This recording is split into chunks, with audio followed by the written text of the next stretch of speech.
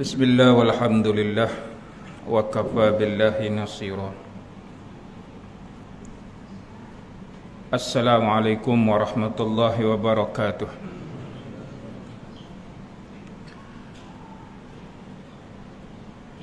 Alhamdulillah ala kulli hal wa kulli ni'matin. Segala puji bagi Allah Ta'ala atas hal keadaan yang Allah permudahkan ke atas kita semua.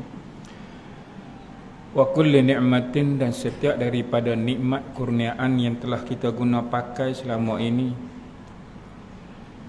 Allahumma syrah sudurana bil iman. Ya Allah, lapangkanlah dada kami semua dengan keimanan.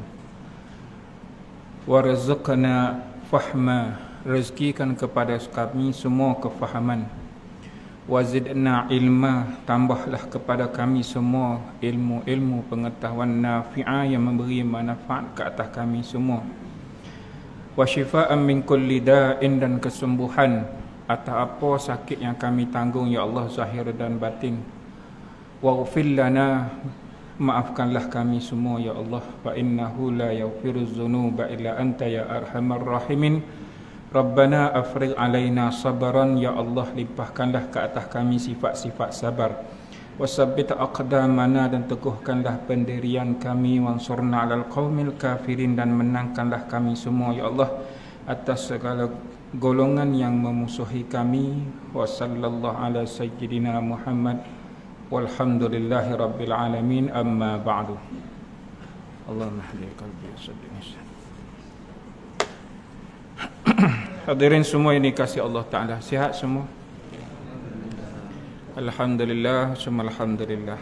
Baik, InsyaAllah perbincangan kita malam ini, setelah kita bincang asas-asas untuk beralih kecintaan Allah Azza wa Jalla, maka sifat sabar adalah satu daripada kecintaan Allah Ta'ala yang diisytiharkan khusus oleh Allah. Bermaksud sesiapa sahaja, saya dan semua sekali, dia membentuk karakter dia dengan kesabaran yang baik mengikut standard Allah dan Rasul, maka dia mendapat kecintaan Allah. Jadi bincang tentang sabar adalah bincang tentang diri hadirin.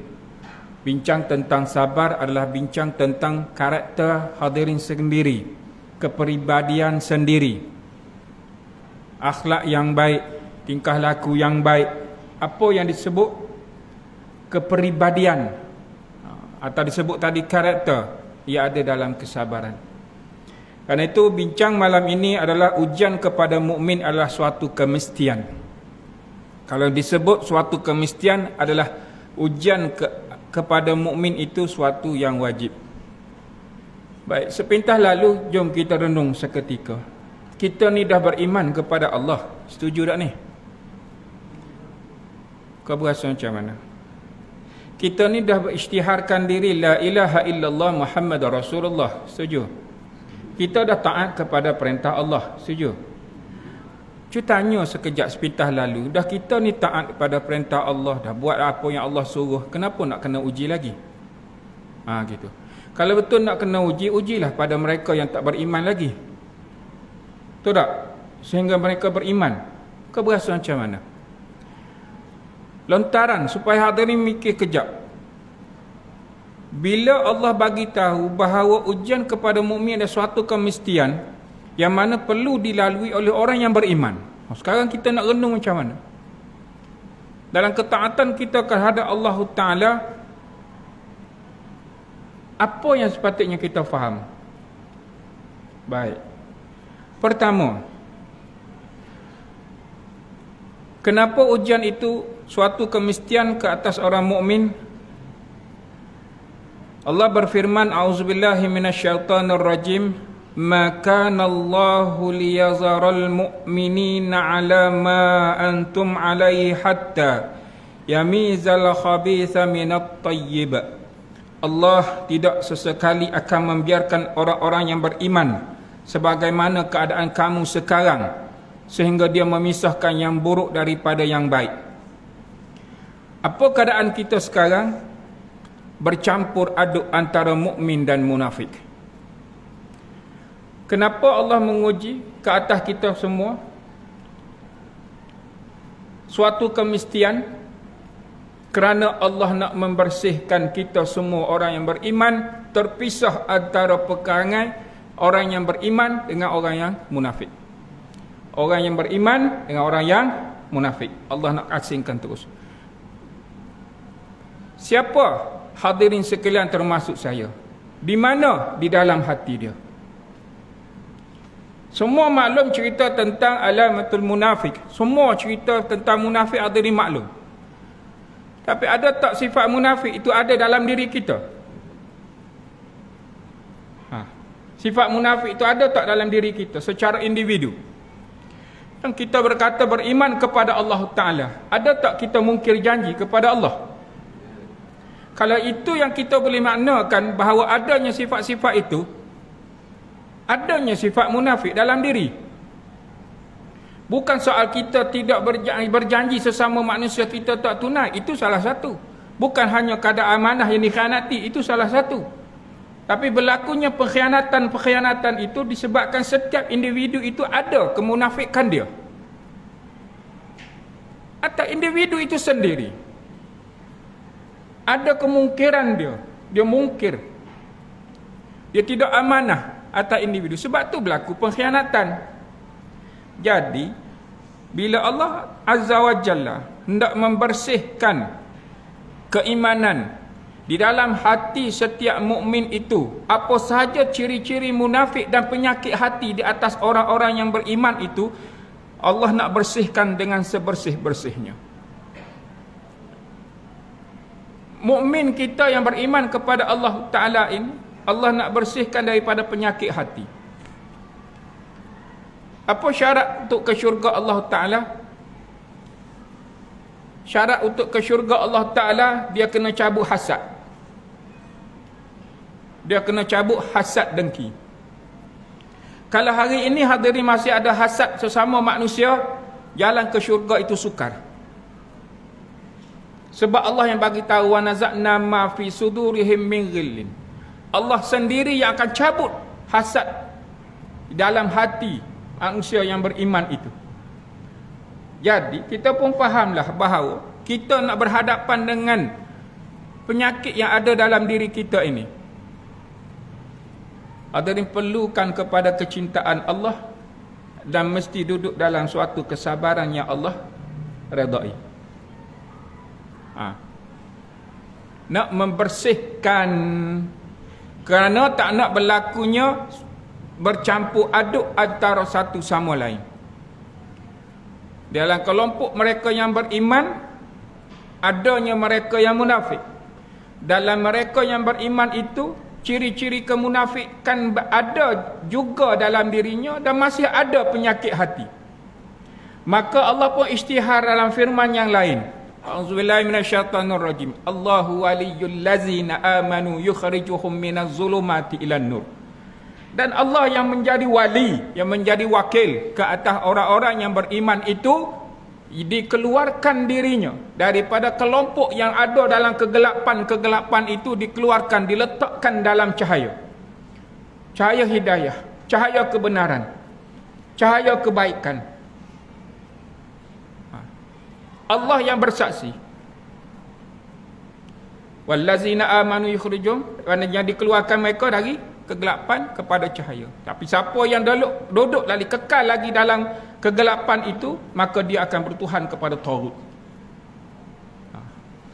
Lihat ni, kata dia semua yang dikasihi Allah Ta'ala, perkara ini adalah menjadi suatu kemestian ke atas diri semua, termasuk saya, selagi adanya benda yang besar, iaitu menghalang hadirin ke syurga Allah Ta'ala, iaitu hasad dan penyakit-penyakit hati yang lain, dan adanya kemunafikan yang tercetus daripada diri kerana kita ada keingkaran, ada kemungkiran kita kepada Allah Ta'ala, maka selagi tak bersih itu, Allah akan uji. Selagi tak bersih itu, Allah uji dengan pelbagai ujian. Bila saat Allah membersihkan semua itu, Allah tetap lagi menguji untuk mengekalkan keimanan dan bertambah iman dia.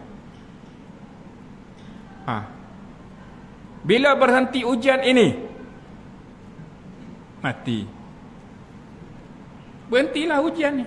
Ujian dunia berhenti. Hang berhadap pula dengan alam akhirat. Betul tak ni? Maka hadirin, dalam selama saya membawa modul ini, perbincangan tajuk ini, baru ni buat seminar, kemudian buat dekat SIAS dengan pegawai SIAS. Ada di antara dalam program seminar yang bertanya, nak bincang tentang sabar ni kenapa?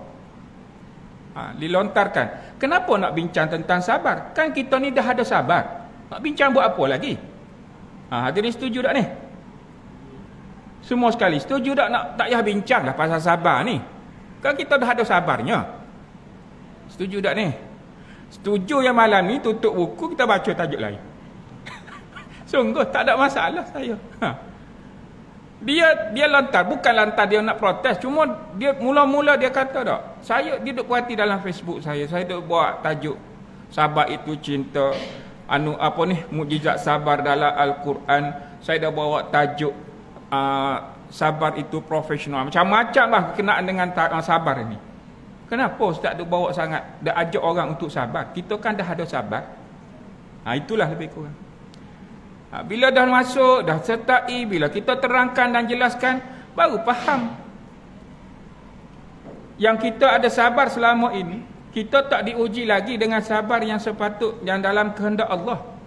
Yang ada hadirin sekarang, dan telah diberitahu sebelum ini, kita hanya bincang kulit luar je baru. Kulit bawang tu, hak tu ya baru dibincangnya. Kalau kulit kerang tu, kulit tu je. Sabar di situ lagi. Habis, kesabaran sebenar ada di mana? Kesabaran sebenar ada pada redha. Tapi berapa ramai orang yang sebut redha je lah. Alah nak apa lagi? Redha je.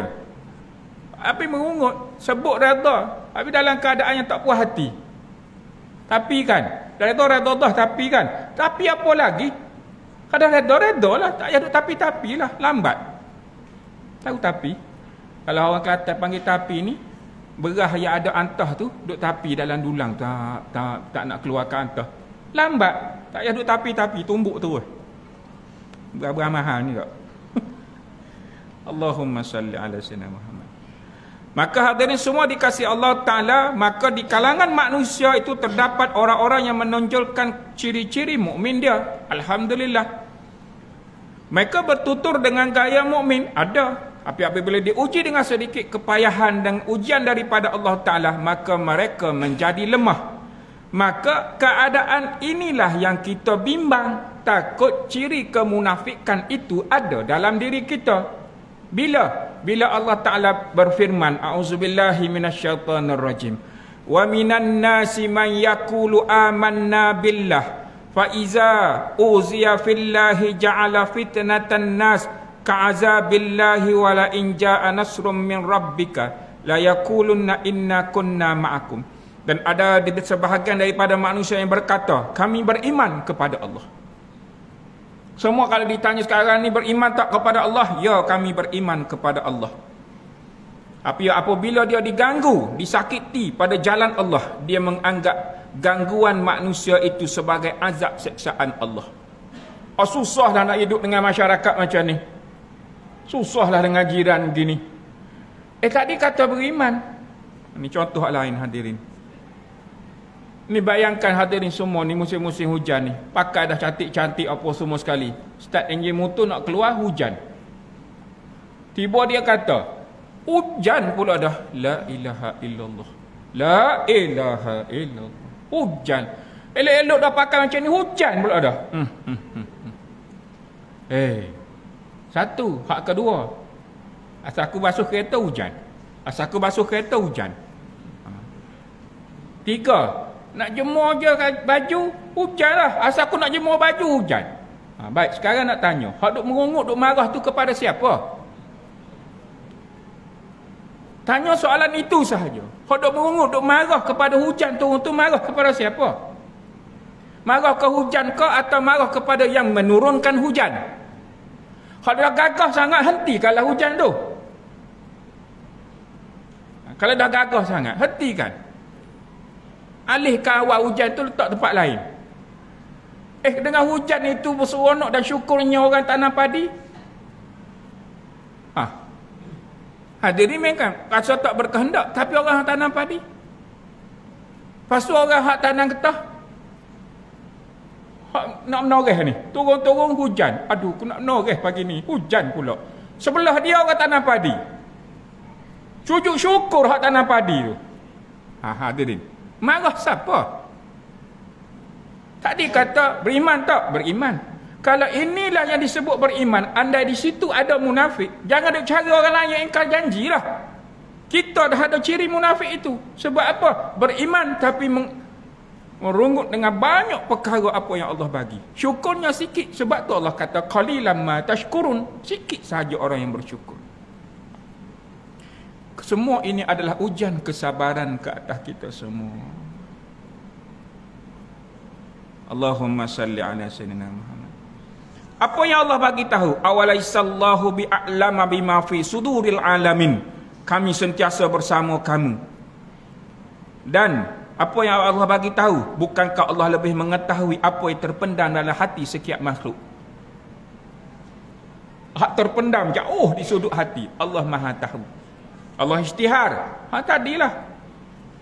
Bicara-bicara semua tunjuk kepada ciri-ciri mukmin, bagus. Semua itu bagus, tutur kata itu mukmin. Datang sedikit azab, dia terus dia kata. Datang sedikit ujian. Kalau bunyi azab tu berat, kita tukarlah kata ujian. Dah kemestian ke atas mukmin itu diuji.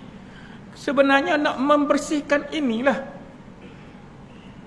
Walaupun dia tanam getah, hujan turun, alhamdulillah, terima kasih ya Allah hujan, dapat rehat hari ini.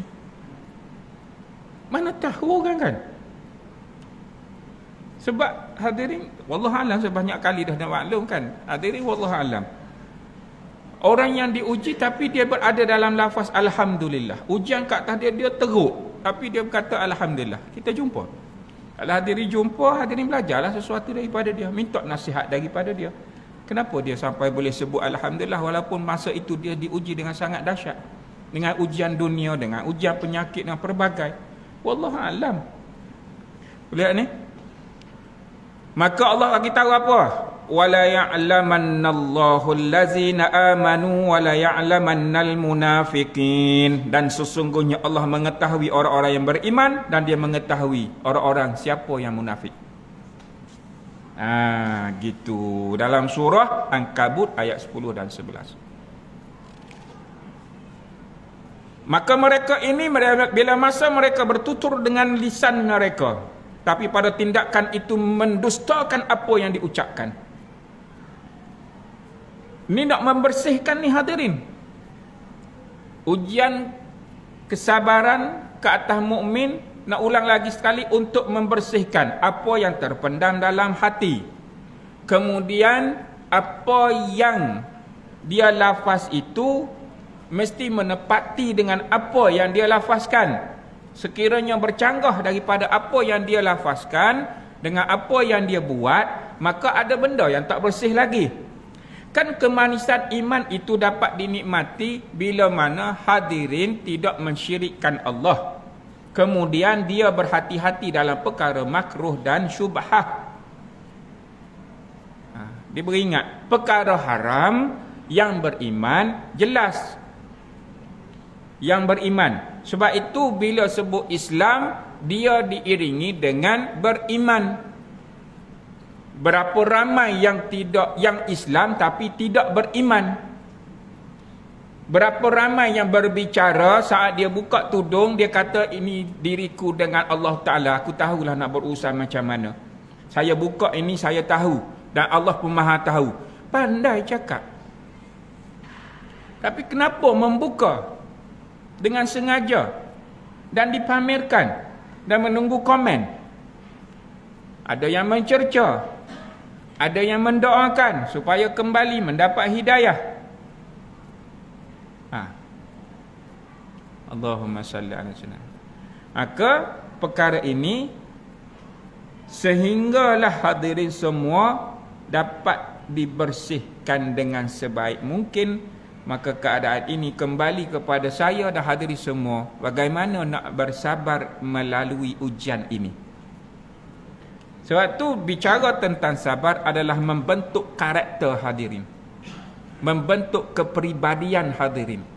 Kalau bercakap begitu, tolong buktikan. Sebab itu agama Islam dia praktikal cukup hebat. Bila kamu kata asyhadu alla ilaha illallah wa anna muhammadur rasulullah, aqimus solah. Tunjuklah yang kamu memang mendirikan solat yang sempurna, solat yang diterima Allah Taala. Berapa ramai yang solat tapi dicerca, diherdik Allah Taala. Bagaimana rupa Allah herdik? Fawailun lil musallin. Celaka kamu dengan solat kamu itu sendiri. Kenapa? Dah tahu dah, nampak papan punggung belakang bagi orang lelaki waktu rukuk dan sujud. Jelas-jelas dah nampak, habis separuh, cuma tak rondeh je seluar. Diteruskan solat juga. Bukankah itu dicerca Allah Ta'ala? Kamu solat bagus dah, tapi kenapa mengundang kemurkaan Allah? Diteruskan dalam keadaan kejahilan itu sendiri. Tertolak. Orang perempuan wallahualam lah, sebab kita tahu selama mana dia menjaga ni, duduk di anak-anak rambut dia jaga dengan sebaik mungkin. Lihat ni, sekarang ni ketara orang lelaki hadirin. Orang lelaki hok duk mari solat fardu ke, mari solat Jumaat ke, hok mari dengan pakaian kerja. Kita nak tegur buat muka. Kan dia ada body language, dia panggil body language. Kita nak tegurkan dia buat muka. Dia tak cakap jangan tegur, tapi dia buat muka tu seolah kan jangan masuk dekat. Seolah gitulah. Yang dia tegur lah, suka hati aku lah. Solat macam mana pun, seolah tak sebut je. Sebab ada hamba Allah Ta'ala, dia selalu pergi ke masjid. Setiap kali datang, orang kuliah ke, orang tak ada kuliah ke, dia tak hirau. Yang dia tahu, dia ambil buku-buku yang ada dekat rak ni, dia susun dalam 3-4 biji. Apa benda yang dia rasa berminat dengan catatan tu, dia tulis dalam nota dia. Dia tulis-tulis. Saya ni berasa sukalah tengok orang begitu kan. Marilah berasa nak pergi tegur, nak bertanya khabar, tulis apa ilmu yang dapat. Dia tengok, dia pun tulis balik.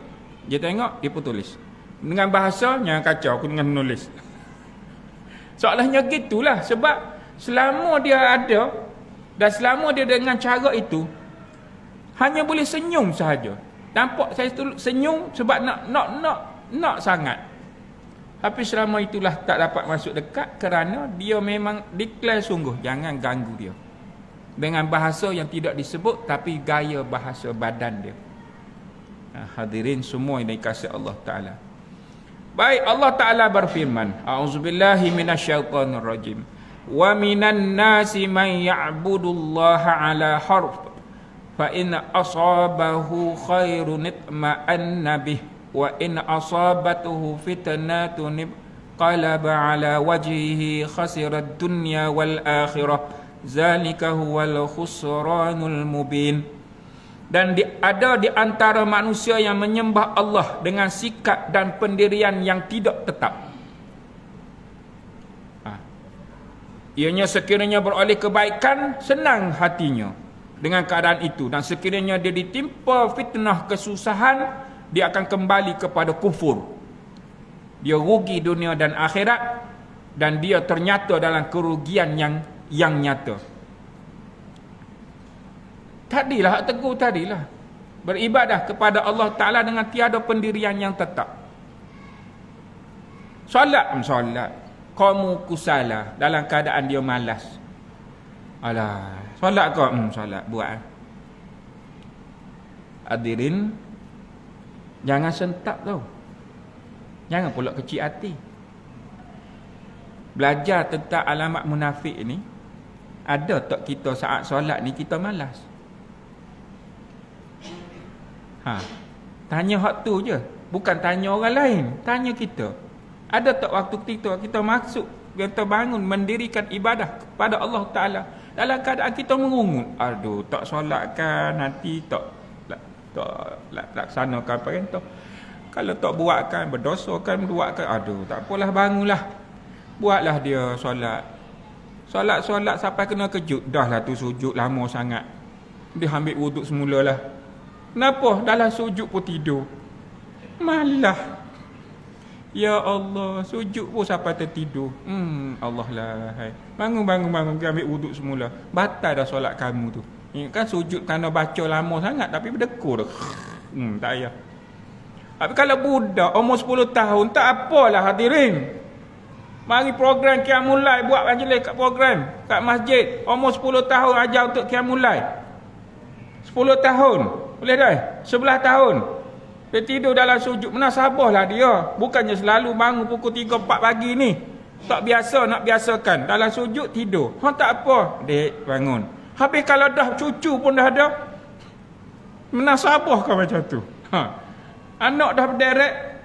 Tu tak ni? Allahu Akbar. Baik, kerana itulah yang dikatakan. Bila bicara dalam keadaan pendirian dan tidak tetap, saat kamu melaksanakan tuntutan perintah Allah Ta'ala, tiba mari dengan rasa yang tidakkah ada ciri-ciri munafik ke atas diri kehadap Allah Ta'ala? Berat hadirin kalau kita berkira dari sudut ini. Kita teliti sungguh. Kan soal kita kepada orang, soal kita dengan Allah Ta'ala ni. Soal kita dengan Allah Ta'ala. Sebab itulah dalam ibadah ini kita tawajuh sungguh kepada Allah. Sampai saat kita faham keadaan ini, saat mengangkat takbir dengan takbir ya Allah, Allah Akbar, berserah diri sungguh. Tapi ada juga, ini minta maaf hadirin, tolonglah jangan buat.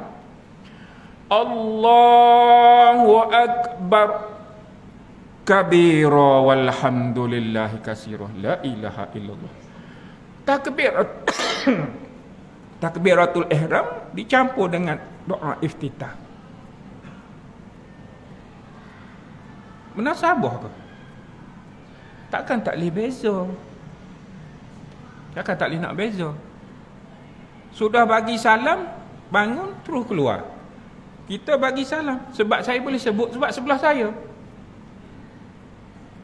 Elok nak bagi salam, kita bagi salam, dia bagi salam cepat, dia pun keluar. Kita nak pegang, nak tanya dia, kenapa dicampurkan? Ustaz, solat apa dengar? Dah dengar dia sebut. Allahu Akbar kabira walhamdulillahi katsira. Ya Allah. Nyak kau berhenti tu. Allahu Akbar kabira walhamdulillah. Beza antara takbiratul ihram dengan bermulanya doa iftitah. Nak asingkan, tapi tidak. Lepas tu solat dah sampai umur nak pencen dengan cara macam tu. Tak kawal muka. Tu tak ni? Berhati-hati tahu. Ingat, banyak lagi perkara. Bukan soal orang lain, sekarang soal diri kita.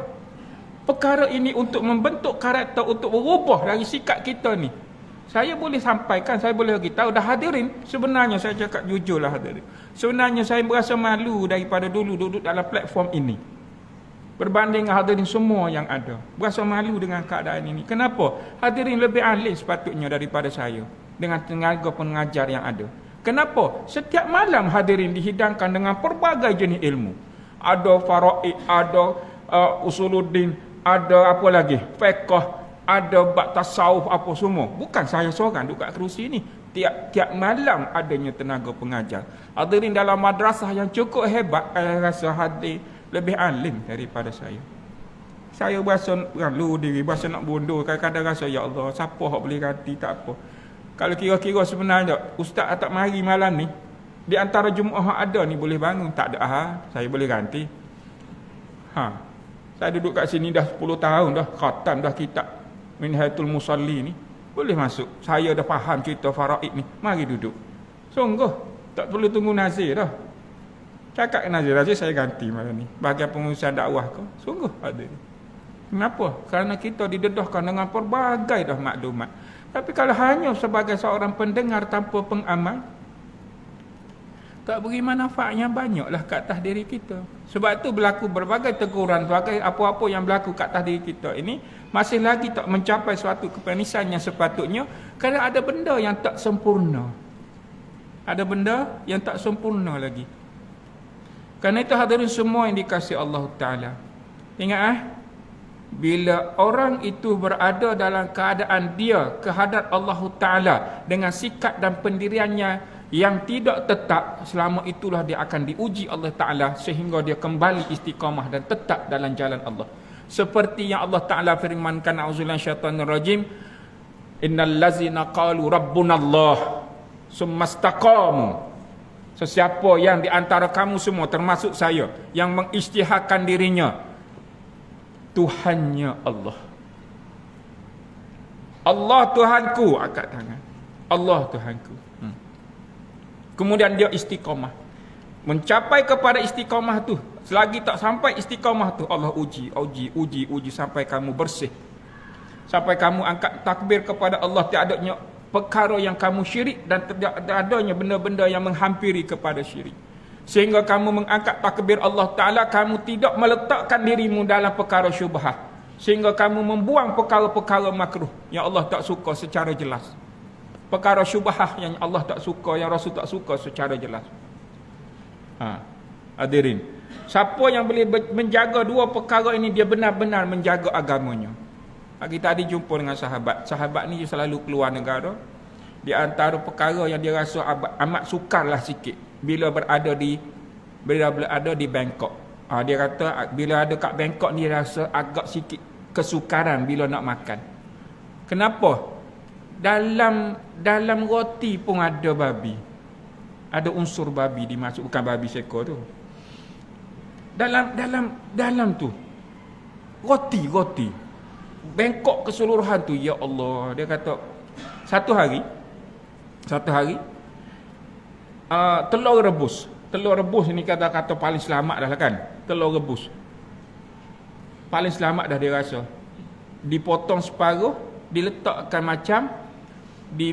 macam bawang goreng atas telur rebus kan. Ya, atas telur kuning tu macam bawang goreng. Ambil, dia nampak okey dah ni. Dia duduk berhati tengok rasa nampak dah okey dah ni. Makan. Elok dah makan, tak ada sempat telan, ada hak perasan. Bos. Jangan. Kenapa tu? Tu hak bawang goreng tu babi tu ada campuran. Oh, ya Allah. Sampai gitu sekali, Allah keluar. Dia pun tanya saya. Kenapa ditanya ni? Sebab dia kata dengar dulu dalam YouTube ada seorang yang disebut, yang dipanggil ustaz, siapa yang sampai tahap begini, dia kena kumur dengan air tanah. Ya Allah. Kena sertu mulut, kena kumur dengan air tanah 7 kali. Ya Allah. Wallahu alam lah hadirin, saya pun risau yang nak menjawab kau-kau ni. Cuma setakat belajar kata tak ada lah pernah jumpa nak kata tertelan benda haram itu kena minum dengan air, kumur dengan air tanah. Ya Allah. Hadirin ingat benda ni nampak macam gini kan. Tapi bayangkan ada orang kereta dia dilanggar oleh anjing atau dikencing oleh anjing. Dia pun kata tahu kena buat dengan air tanah tak? Hadirin bayangkan tanah tu yang campur dengan pasir dengan batu kerikil itu disimbah pada kereta. Ya Allah. Macam mana dengan cat kereta tu? Bersilang-silang. Dah kata air tanah, dia pun straight lah dengan air tanah. Tanyalah sikit. Jangan duk tunjuk sangat tak cerdik tu. Tanyalah sikit, kan? Dengan air tanah, dengan pasir-pasir sekali. La ilah. Hak ni bayangkan pula nak kumur dengan air tanah. Menasabah. Ini hadirin, ya Allah, ini keadaan-keadaan semasa berlaku. Seorang ni pula dia ada program di luar negara. Dia buat program tukaran pelajar. Sudah siap makan, mari penyelia yang telah dipesan supaya hidangkan kepada delegasi daripada Malaysia ini, kena jelas halal dan haram. Setelah siap makan, mari cakap, oh sir, minta maaf, ma'am, minta maaf, yang kamu makan tadi pork, kami penyelia tak salah hidang, makan babi dah masuk dalam perut dah ni. Telefon, start tolonglah macam mana ni. Alhamdulillah. Saya jawab, Alhamdulillah. Kamu sengaja ke? Tak sengaja. Allah rezekikan pada kamu benda hak orang lain tak boleh buat. Semua orang tahu benda yang haram tak boleh makan dengan sengaja. Tiba Allah rezeki ke atas kamu. Berasa macam mana? Berasa apa? Berasa nak muntahkan balik. Tengah duk jolok, masa duk bercakap tu nak colok kata. Saya pun tanya balik, kamu ada insurans kelas premium tak? Kenapa? Masa kamu jolok tu muntah, kamu pingsan, koma daripada Korea nak hantar balik ke sini. Ada tak insurans boleh cover? Tak ada. Tak ada, saya duduk jolok lah. Kamu darat lebih besar. Lagi susah. Yang jatuh haram, selepas ni, mari berasa, sedap juga kamu makan. Tu tanggung. Tu tanggung sendiri. Hak dah buat dengan tidak disengajakan. Nak buat macam mana? Bukan dia sengaja. Allahu Akbar, hadirin. Nampak tak? Nak bersihkan perkara-perkara sebegini. Sebab itulah bila kita faham dengan ilmu itu ilmu syariat, dia mesti faham dari sudut usuluddin, fiqh dalam usuluddin, dia mesti faham dalam fiqh ibadat, kemudian dia mesti ada tasawuf. 3 asas ni dia usaha untuk melengkapi, dia akan faham dalam nilai dia beragama kepada Allah Azza wa Jalla. Dan dia tidak akan dapat dengan secara mudah. Hadirin, akan diuji banyak perkara hinggalah keimanan itu sampai kepada aras yang menasabah dengan diri kita. Yang menasabah. Maka tiada adalah benda yang besar dalam seluruh kehidupan kita faham dalam urusan agama. Sebab itu sabar ini, hadirin, tak boleh sepetik jari. Ngaji hari ini turun faham, tidak. Ini inayah daripada Allah, pertolongan daripada Allah hingga Allah rezekikan. Bagaimana kesabaran yang Allah nak mengikut kehendak Allah, bukan ikut cara kita. Tidak. Boleh ya? Kedua, kenapa kita ni mesti diuji? Kerana Allah nak mentarbiah orang mukmin. Kerana Allah nak mentarbiah orang mukmin. Kerana apa? Kerana Allah nak menggilap keyakinan mereka. Sebab itu dalam karangan Abdul Malik Al-Maqi, Syekh Abdul Malik Maqi, pengarang kitab Qutul Qulub, dia meletakkan dalam bahasnya berkenaan sabar di bawah huruf yakin. Induk dia adalah yakin, di bawah itu sabar.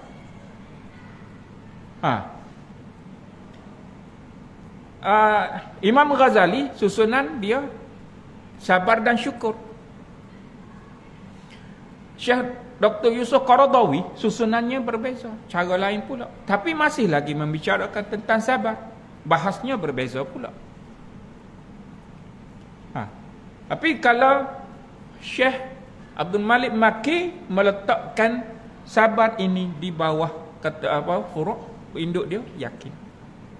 Maka orang yang punya keyakinan yang jazam, yakin yang putus, tiada ada yang disembah melainkan Allah, tak ada dah selepas itu, maka disitulah akan bermulanya keyakinan itu dan bermulanya dia membangunkan potensi menjadi orang yang sabar kerana bertahan untuk menyatakan tiada Tuhan yang disembah melainkan Allah. Dia yakin dan mesti sabar dalam mempertahankan keyakinan itu. Begitu.